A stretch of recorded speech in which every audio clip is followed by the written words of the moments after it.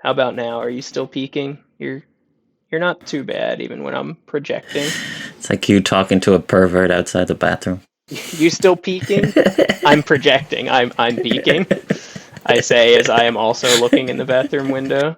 All right. Well, I can tell you that for this podcast, I'm doing something new. I left my phone in another room. Ooh. Wow, spicing things up on the podcast. Do you know why I left the phone in the other room? I'm guessing it has something to do with the topic of today's episode. I did something different this week too. I read a section of a 400-page book. Do you know why I read a section of a 400-page book? Because you don't have the time or motivation to read the whole book? That is exactly correct. I would put it down to time. If I got fired tomorrow, I'd probably do a lot more reading. So I did read a few papers and they convinced me to leave my phone in the other room because I found out that your phone affects your unconscious attention, meaning that your resources basically get used up. If you imagine your attention as RAM, I don't know what percent, 10% maybe, of your RAM is being used just by thinking about your phone being there. But it's not active thinking. So if you ask people, are you thinking about your phone right now? They'll say no, is what these studies found. But if you just have the phone there, even if it's turned off, even if you're not getting notifications, some of your RAM is basically used up and you can't use that for any other tasks. And that's influenced by like whether your phone is like visible or making contact with you, like having it in another room changes that? Yeah. So I'll tell you about a few of the studies. There was one by Ward et al. 2017, and they had 3 different conditions. One was your phone was on your desk, face down. Another was your phone was in your bag or pocket. And a third was in a completely other room. And they did tests for 2 different types of tasks. One is called the operation span task, which is basically I give you a series of numbers, let's say 3, 5, 7, 8, and then you have to remember those numbers while you do another task. So you're going to ask me at the end of the podcast to repeat 3, 5, 7, 8? Yeah, and now I give you another task, which is what's 35 times 22? Oh, Jesus Christ. I was told there would be no math. Just make it up, I don't know. 70, 140 plus, oh geez, I already forgot what numbers I'm using. Oh, another 70. 1400 plus 70, 1470. What did I tell you to multiply? 35 times 22. 770. Oh, fuck. Okay, I was like double. I was way off. And what were the 4 numbers I gave you? 3, 5, 7, 8. I don't even remember what numbers I gave you. Editor Diego is going to cut in and be like, he got them right, or he got them wrong. Exactly. But I guess we'll find out. He got them right. The clever podcast listener probably already knows if I got them right or wrong.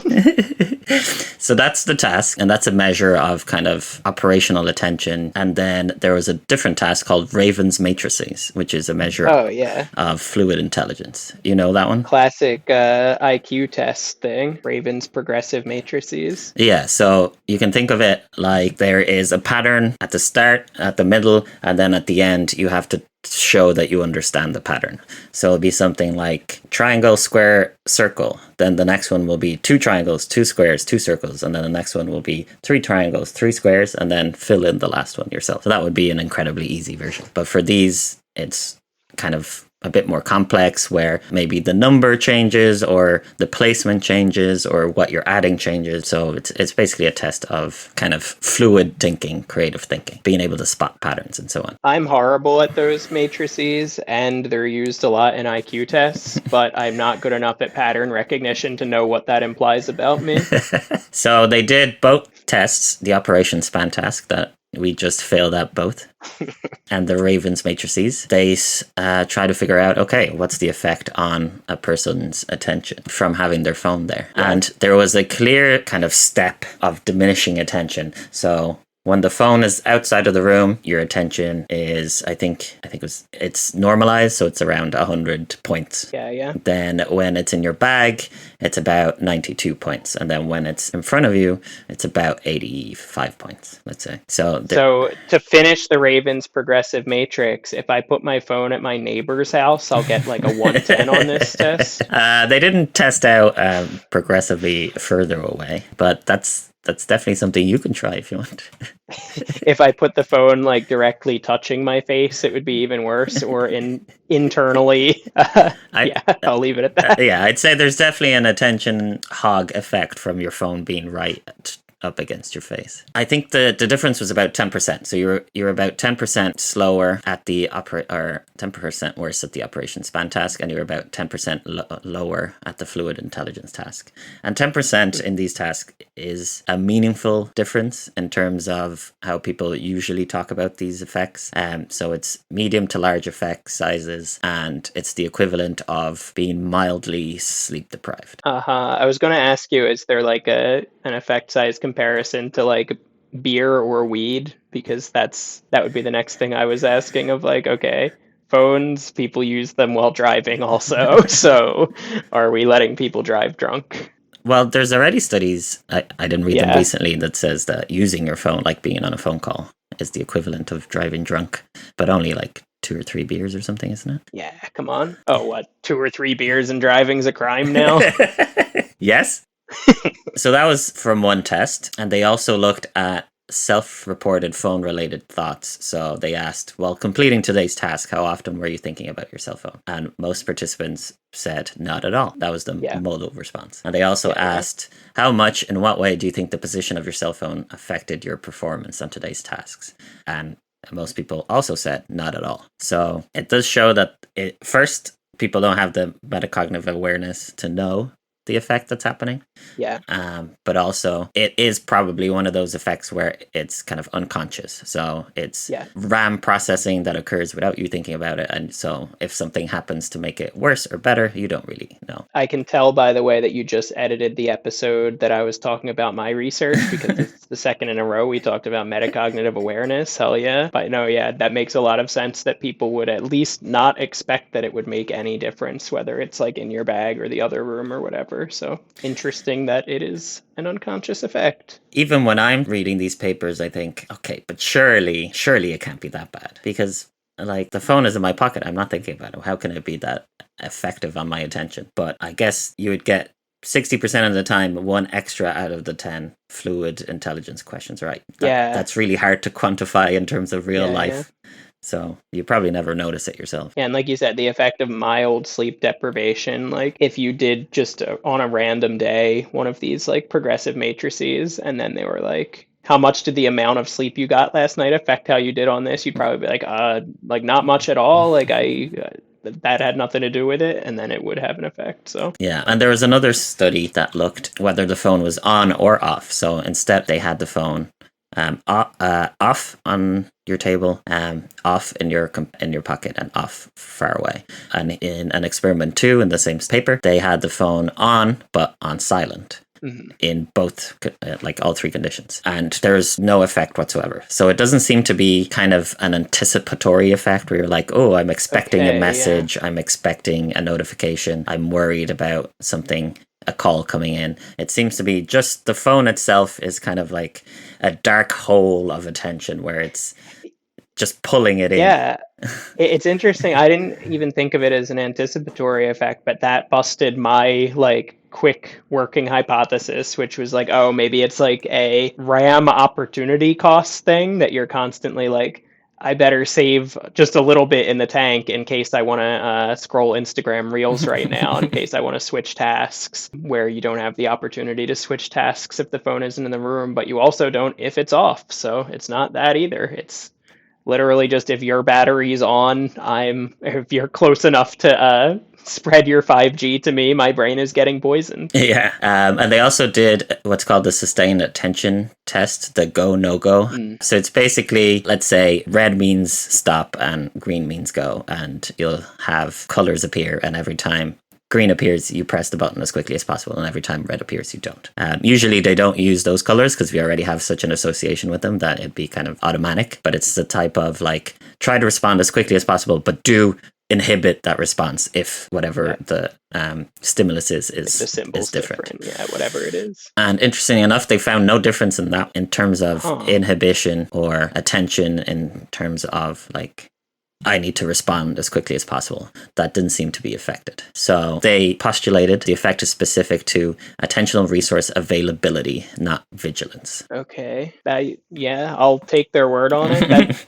Something's weird there to me that if the sustained attention task is not affected by it, I struggle to see why. Maybe I'm over-indexing on the fact that it had an effect on the Raven's progressive matrices, but I see that as a task less guided by attentional effort and more guided by fluid intelligence, creativity, whatever. So I'm like, it's not making you less attentive, it's just making you stupider. Well, it could be that if you're struggling to take in and process the information, it takes you longer. So yeah, of course, that attention is such an overarching variable that it touches on everything. But yeah, weird finding. I don't know what to make of that one. They also measured dependence, high dependence or low dependence on your phone.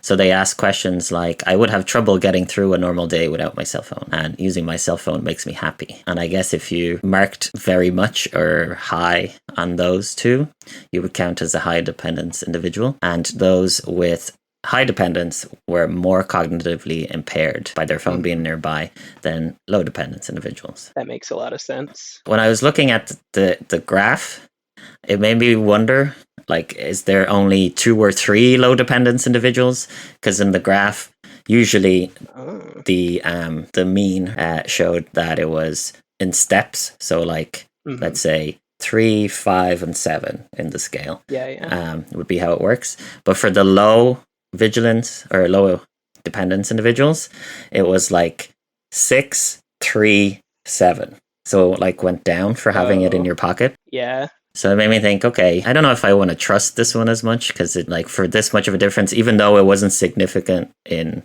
like their measurements, it did go in a different direction and kind of made me question it a little. So I'm not sure on the smartphone dependence part of it, but in terms of the go, no go and attention, there is other studies that I'll talk about in a second that kind of confirm that part, but the dependence seems to be in and out in terms of how the studies include that part. Okay. Yeah, I'm already a little shaky on some of the, like, when you are generalizing from highly abstracted, these really highly controlled psychological studies in labs to how they will inform like real world behavior, and then when it's also possible issues with sample sizes or sampling, if it's just really hard to find low dependence people, as I would expect it probably is, it makes me more worried. But I don't think this is the only evidence we have for this. I think we have lots of different sources of evidence on attentional problems from phones. I did read one study, by the way. We don't have to get to it quite yet, but I read one longitudinal study about, it was cited by Height in the book that I read, so I followed up on it, and it was about like thousands of Dutch teenagers and basically ADHD symptoms. And yeah, similar kind of findings that bigger phone dependency, or in this case, bigger media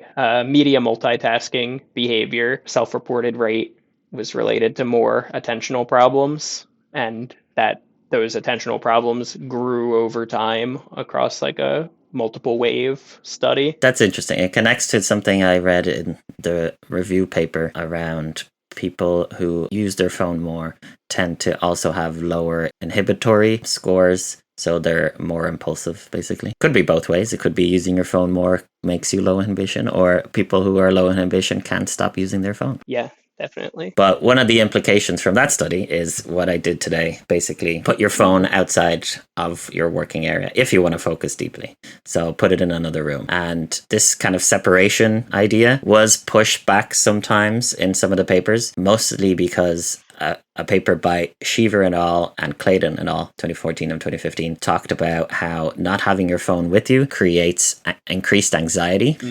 Okay. But the authors in this paper say that the experiment that they did to show that it increased anxiety, one, they took their phone from the participants without warning them beforehand or without telling them that it would happen beforehand. So it was kind of unexpected.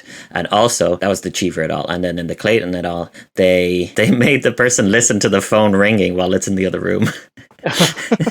That just is a torturous study. How did the ethics board accept that? So yeah, not only were they separated, but they were like, oh, here, let's ring the phone too. So yes, that increased anxiety. So if you think that you're going to get a call and also lock your rooms somehow, then you might have increased anxieties. But if you just have it in another room and then you're happy to run to the other room if you get a call, you should be fine. Then there was another study in 2023. So this one was looking at the effect on more what they call basal attention resources.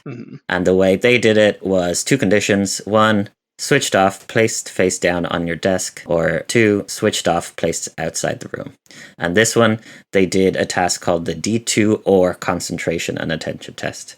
So this one is kind of what they call a basic processing task. So it's like the most basic information, kind of the idea of the most basic way that you can go look for, process, and then kind of output information without having to do any particularly complex thinking. It's meant to be the most kind of monkey-brained attention test that you can do. The way it works is you'll have a load of D's, P's, Q's, and B's. So kind of all these lowercase letters that look the same. And some of them will have 3 dots above them. Some of them will have 2 dots below them. Some of them will have 1 dot above them. And those will kind of swap in and out. So not only do you have to find the specific letter that looks like the one you want, it also has to have the right number of dots below or above it. So these sound like those tedious controlled studies that people like you are really into. It did look incredibly tedious, and they were meant to do it in person, but because of COVID they had to send it out to people and just watch them over Zoom as they completed it. Watch them do it on their phone. So maybe an interesting confound having the laptop there, but the test is basically several lines of these letters. They were sent a package where they would open it at home.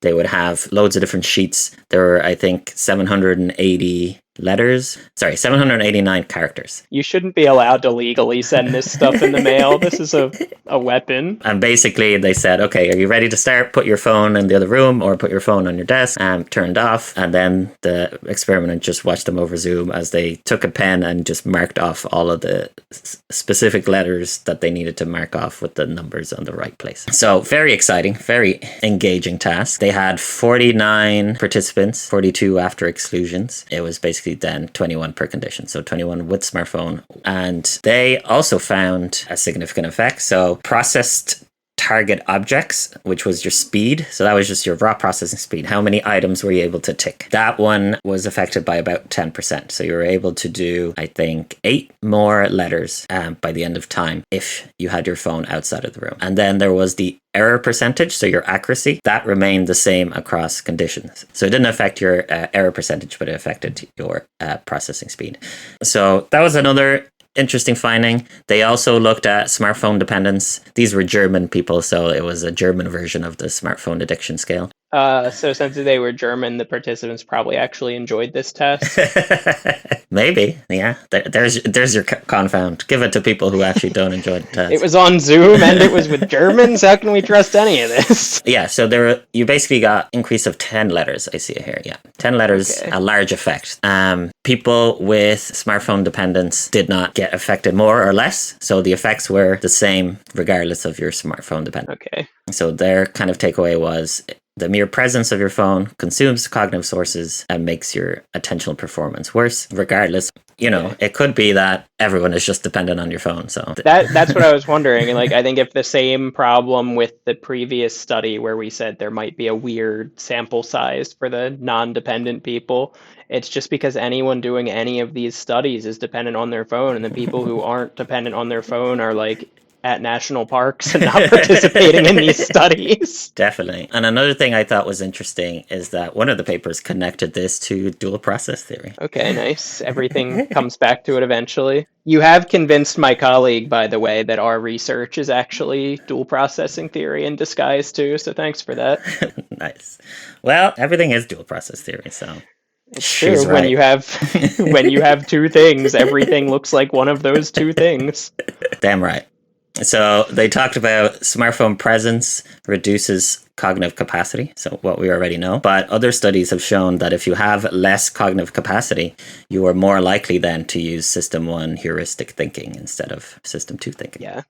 So what this means is that, I don't know if I would put it this heavily, but they talked about how it would then increase reliance on mental shortcuts. It would mean that people would evaluate options with less depth. People are more likely to accept simpler or inferior answers. So something like, why did this happen? And someone says, oh, obviously. Because of minorities. Because of minorities, exactly. Yeah. You're more kind of likely to accept that than if you had more attentional resources. Now, knowing some people that I do who are willing, very happy to take those explanations, they don't seem like their attentional resources are being particularly targeted at the moment. Is this to say, like, the dumbest people I know are that you don't need to take their attentional resources? Or look, I'm talking to them. They don't seem particularly distracted. Meanwhile, all they're actually thinking is, I wish I was on my phone right now instead of having to teach this guy about basic race theory. Yeah, so that's the basic idea. Less attention, less ability to use system 2 thinking, more happy to focus on your biases, focus on your heuristics, and then you fall for the manosphere. That's the takeaway. Yeah. If you have your phone on your desk. It's a vicious cycle that, like, the same way, like, you're watching Instagram reels on Instagram on your phone and you're being advertised to, and now you're more likely to buy into advertising because you're stuck in system 1 thinking and you think I do need yet another air fryer or whatever. Yeah. I do need a new nootropic stack. How does that connect to studies you read? Yeah, so Jonathan Haidt is he's like a shadow member of the intellectual dark web, so it weirdly connects but doesn't connect. He's one of those, like, who's your other moral philosophy man who does, like, the meditation podcast? Sam Harris? Yeah, he's Sam Harris coded in that it's like, you're not Jordan B. Peterson. You're not, like, an absolute stark raving lunatic, but you have some strange opinions that make me a little nervous around you. But unfortunately, I read a big chunk of the Anxious Generation. This was Jonathan Haidt's bestseller book from 2 years ago. That's about how smartphones and social media are making Gen Z have goopy brains. Which is the technical term. Yeah, he didn't describe it like that. He said that there's 4 fundamental harms of social media and smartphones on Gen Z and younger generations. And I went into it kind of looking for a fight because I have a bias that I don't like this guy, but unfortunately System 2 won out and his writing was pretty rational, reasonable, well argued. He's a good writer. Like, as much as I sometimes don't like hearing him on a podcast or something, when I do read him, like, he also wrote, I always mention the emotional dog and the rational tail. This is the dual process theory paper about moral judgment, so that we make our moral judgments automatically and based on emotion, and then we post hoc rationalize them based on reason. One of the many animal models. Exactly.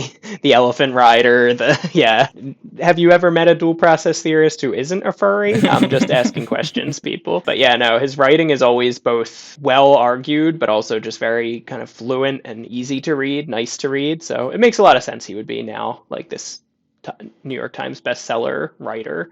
He's like the perfect person to be writing these pop science-y books. He also previously wrote The Coddling of the American Mind. So I think that's the one where I was like, oh, hold on now. What was that? That one was more like, we need to be teaching different things in school, like, don't always trust your feelings, and life isn't a battle between good people and evil people, and blah, blah, blah. This was like a more digestible version of that same message in a way that it was kind of it's aimed at parents and teachers and building on a lot of the kind of evidence that you mentioned. So he cites even some of the studies you mentioned of the mere presence studies. He also cites, for example, the Dutch studies that I mentioned that was Baumgartner et al. 2018, showing one of these four fundamental harms for young people is attentional problems.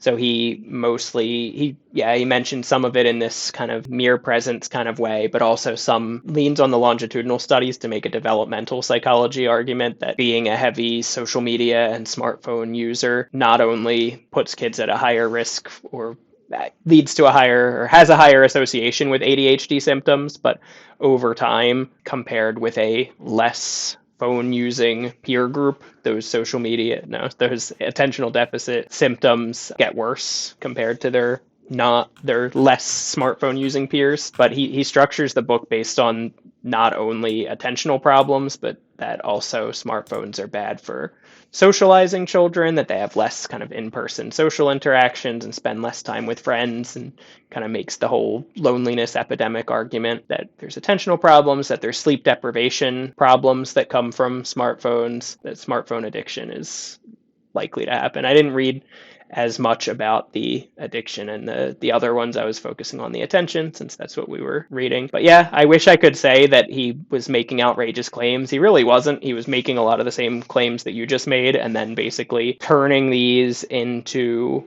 kind of advice for parents and teachers of limit screen time, make your kids play outside more. He does a little bit of this shadow dark web, intellectual dark web / manosphere thing of like kids should be outside more and doing more risky unsupervised things, like send your kids to a summer camp or make them explore their city more, which I don't know. Yeah, we need to raise tough young people. I don't know.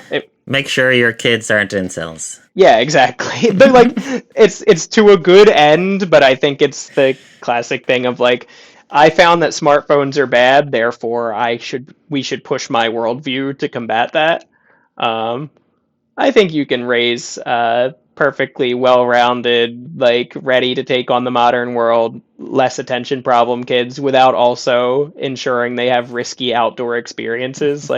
I think it's okay to have an inside kid, but also limit their screen time and their dependence on their phone. As an inside kid, if I wasn't raised as an inside kid, I wouldn't be here doing this podcast, I can tell you that. Yeah, exactly. I would be smoking crack on the street corner or something. Now, I don't know what my outdoorsy life would have been, but I don't see a world where sending me to enough summer camps would mean that right now I'm at the national park instead of recording podcasts and teaching lectures and stuff. So you'd just be one of those guys who's on top of a soapbox just telling everyone their opinions, but outside. Yeah, I would be living in a barrel. I would be Diogenes instead of a podcaster. So are we cooked?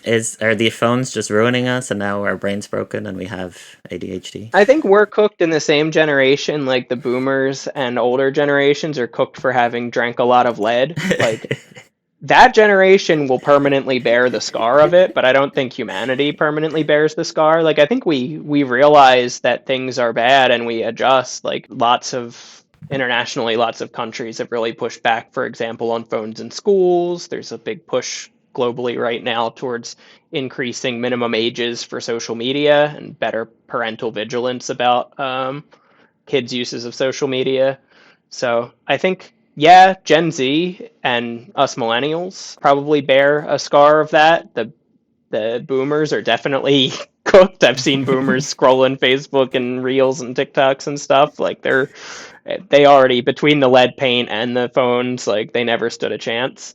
But I think we get better over time. I think we can limit the harm of these things. Harm reduction is possible once we're aware of the harms. One of the reviews as I was reading did talk about kind of many of the things we talked about. So obviously, while you're using your phone, your attention is way lower. So don't try and use your phone while driving. Don't try to use your phone while walking. All of those things. That's pretty obvious. But then the effects we talked about, having your phone present also affects your attention. Yeah. But they did say that kind of, and not to say that this means that there can't be an effect, but as far as we're talking right now, long-term effects of smartphones tended to show weak or inconsistent links. They talked about a review from 2018 that showed kind of inconsistent links. There was one where having notifications on increased hyperactivity symptoms, but this kind of went away when you turned it off again. But there was some discussion, and I know you're against neuroscience talk. I don't believe that the brain exists. Yeah, so I've never seen one. But a Hadar 2017 study showed that heavy users showed altered prefrontal activity and reduced accuracy in numerical tasks. But look, maybe dumb guy use phone more because phone is better than... Like caveman brain was already set up to use the phone. Caveman brain bad, phone good. Why not use phone? Yeah, so take more nootropics so your brain is strong enough to resist the phone. No, I think like this is why I use the language of harm reduction when you asked if we're cooked.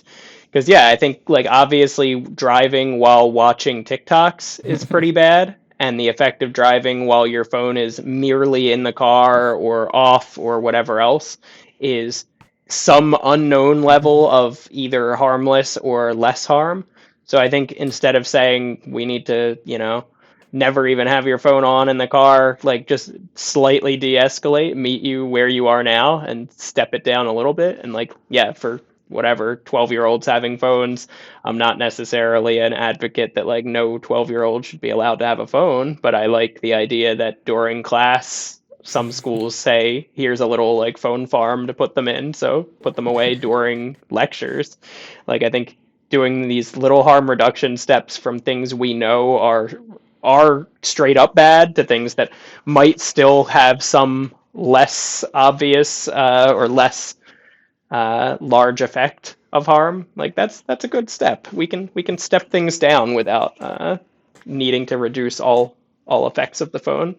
It's also hard to have like behavior change interventions on your phone when you don't have your phone. So that kind of ruins my line of work. Yeah, sorry. Yeah, we should actually use your phone more, but only use Diego's behavior change app. Which I was meant to put in the description, but I found some issues that I want to fix before I do. I thought you were going to say, but you looked at your phone and got distracted. So does that mean you're going to have a dumb phone now? You're going to start putting your phone outside of the room for podcasts?